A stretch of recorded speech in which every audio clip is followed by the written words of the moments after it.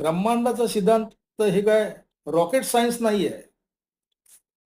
तर ते एक शक्ती आहे आणि तुम्हाला जे हवं आहे ते अत्यंत जाणीवपूर्वक तुम्ही त्याचा निर्णय घ्या आणि दूरदृष्टीच तुम्हाला या विश्वातील सर्व शक्तींना काम करण्यासाठी गती देणार.